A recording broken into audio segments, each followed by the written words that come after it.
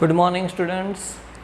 So last lecture के अंदर हमने डिफरेंशियल रेट लॉ एंड दूसरी मेथड से हमने जो rate of the reaction define किया था, बराबर।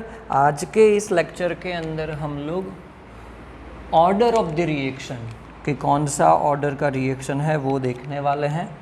उससे पहले अगेन क्या करते हैं, एक हमारा बेसिक इक्वेशन लिख देते हैं कि A mole A plus B mole B it gives C mole C and D mole D product.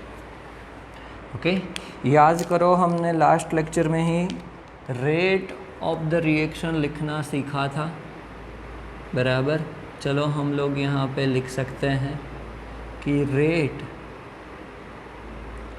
Is equal to minus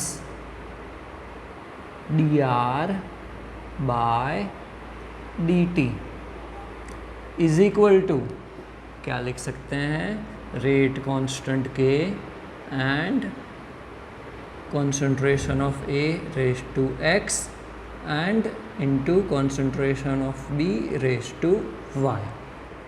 okay, ये क्या लिख दिया है हमने, रेट लिख लिया है, बराबर। चलो, तो बेसिकली हमने यहाँ पे दिखाया था कि X एंड Y एक्सपोनेंट है एंड इट मे और may not be equal to the stoichiometric coefficient A and B, बराबर। But order of the reaction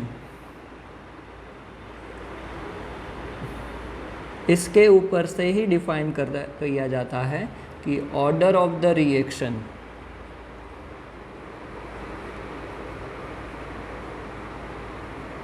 जिसका सिंबल n है, बराबर, वो क्या है, तो x प्लस y जो भी एक्सपोनेंट होता है रिएक्टेंट का, बराबर, उसका हम लोग सम ले लेते हैं तो उसको बोला जाता है order of the reaction, order of the reaction.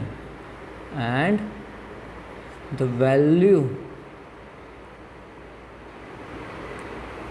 Of n वो 0 भी हो सकता है, 1 भी हो सकता है, 1/2 भी हो सकता है, बराबर। 0, 1/2, 1, देन 3/2, 2। ओके, कोई भी फ्रैक्शन भी हो सकता है एंड रियल नंबर भी हो सकते हैं। ओके, 0 से स्टार्ट लेके कोई भी वैल्यू वो हो सकता है। n that means order of the reaction कोई भी हो सकता है। x प्लस वाई करेंगे तो हमें क्या मिलेगा, हमें मिलेगा order of the reaction. And order of the reaction वो 0 से लेके कोई भी वैल्यू हो सकता है, बराबर। चलो, तो बेसिकली अगर हमें यहाँ पे ऑर्डर ऑफ द रिएक्शन लिखना है कोई भी रिएक्शन के लिए, तो क्या करेंगे कि यहाँ पे रेट ऑफ द रिएक्शन लिखेंगे, x एंड y जो भी आएगा उसका सम लेंगे तो हमें क्या मिल जाएगा, ऑर्डर ऑफ द रिएक्शन मिल जाएगा कि वो 0 ऑर्डर रिएक्शन है, फर्स्ट ऑर्डर रिएक्शन है, सेकंड ऑर्डर रिएक्शन है। ओके, वो क्या है वो भी हम लोग सीखेंगे। ओके, उससे पहले एक और इम्पॉर्टेंट चीज़ है कि जो MCQ में बहुत बार पूछा जाता है कि ऐसा यूनिट ऑफ रेट कांस्टेंट, ऐसा unit of rate constant according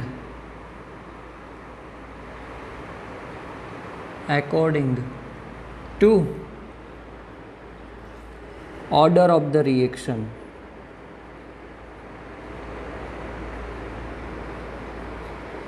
order of the reaction according to order of the reaction.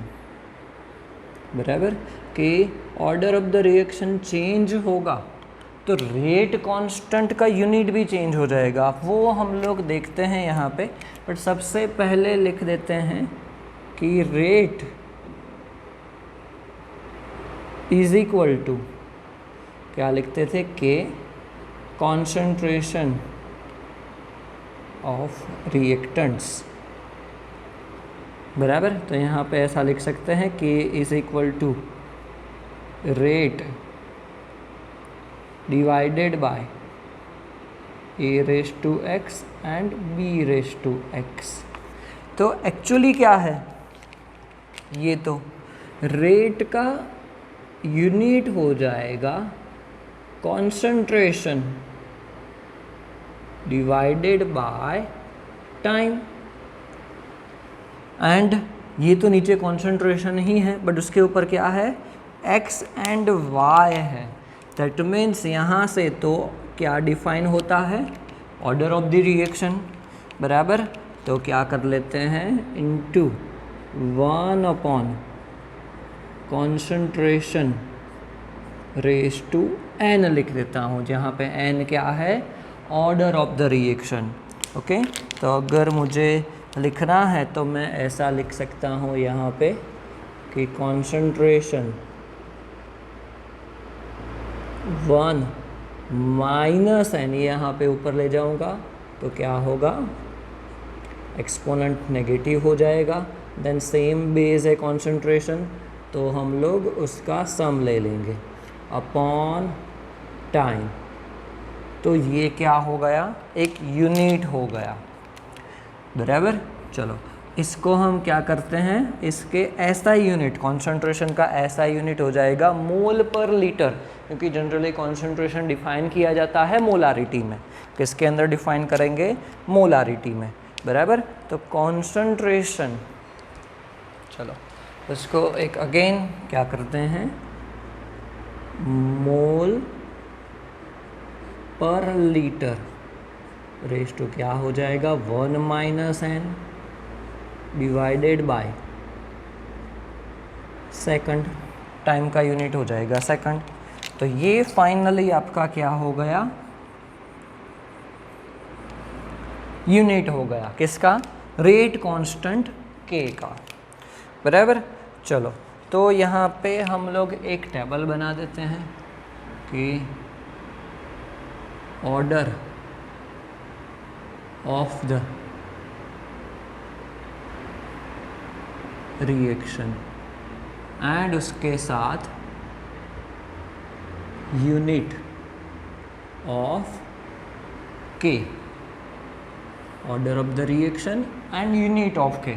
चलो स्टार्ट करते हैं ज़ीरो से, ज़ीरो ऑर्डर रिएक्शन, तो n की वैल्यू क्या हो जाएगी, 0 हो जाएगी।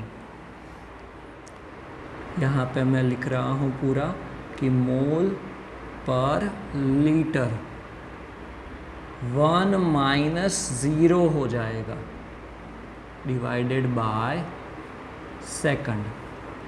1 माइनस 0 तो 1 ही हो जाएगा, तो क्या लिख सकते हैं यहाँ पे, mole into litre inverse into second inverse. क्या लिख सकते हैं, mole into litre inverse into second inverse.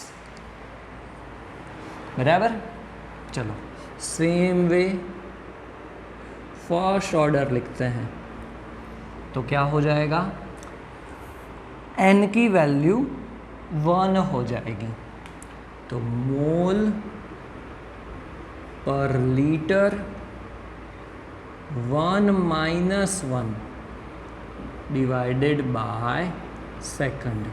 तो 1 माइनस 1 तो 0 हो जाएगा, कोई किसी का भी एक्सपोनेंट 0 है तो उसकी वैल्यू तो 1 आ जाएगी। तो इसका आंसर क्या होगा, सेकंड इनवर्स।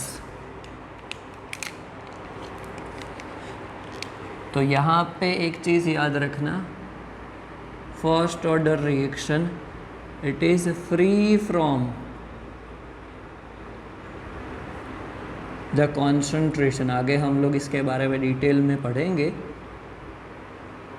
बट अभी सिर्फ याद रखना कि देखो यूनिट में कॉन्सेंट्रेशन का तो टर्म है ही नहीं, सिर्फ क्या है, टाइम है, मतलब वो कॉन्सेंट्रेशन के ऊपर डिपेंड ही नहीं करता, independent from concentration of reactants, ऐसा लिख सकते हैं। चलो सेकंड ऑर्डर रिएक्शन तो क्या हो जाएगा, मोल पर लीटर रेज टू 1 - 2 हो जाएगा, डिवाइडेड बाय सेकंड। तो मोल रेज टू -1 हो जाएगा litre and second raise to -1 हो जाएगा, बराबर। आपको वैल्यू इनपुट करनी है, यहाँ पे -1 हो जाएगा एक्सपोनेंट, -1 हो गया तो मोल के ऊपर -1 होगा, नीचे डिनोमिनेटर में लीटर के ऊपर -1 तो ऊपर जाएगा तो +1 हो जाएगा, एंड सेकंड इन्वर्स तो है ही। ओके, तो आप इस तरीके से सिंपल n की वैल्यू इनपुट करके इसका जो ऑर्डर है उसके हिसाब से यूनिट फाइंड आउट कर सकते हैं। एमसीक्यू में बहुत बार पूछा जाता है कि आपको ऑर्डर ऑफ द रिएक्शन दिया है कि चलो थर्ड ऑर्डर रिएक्शन है, उसका ऐसा यूनिट क्या है, चलो ऐसा यूनिट्स आपको दिए हैं ऐसे ये कि कौन सा ऑर्डर ऑफ द रिएक्शन है, ऐसा भी पूछ सकते हैं। ओके, तो गुड सेट में, नीट में, JEE में ऐसे क्वेश्चन, बहुत ही ईजी क्वेश्चन है, अगर आपको ये फॉर्मूला याद है बेसिक तो आप इजीली कोई भी ऑर्डर ऑफ द रिएक्शन है उसका यूनिट, किसका, रेट कांस्टेंट के, उसका यूनिट फाइंड आउट कर सकते हैं, बराबर। तो बहुत ही सिंपल टॉपिक था, order of the reaction and the SI unit of rate constant according to the order of the reaction, बराबर। तो सिंपल टॉपिक था। नेक्स्ट लेक्चर में हम लोग थोड़ा ज़्यादा आगे डिटेल में ऑर्डर ऑफ द रिएक्शन के बारे में स्टडी करेंगे। Okay, thank you.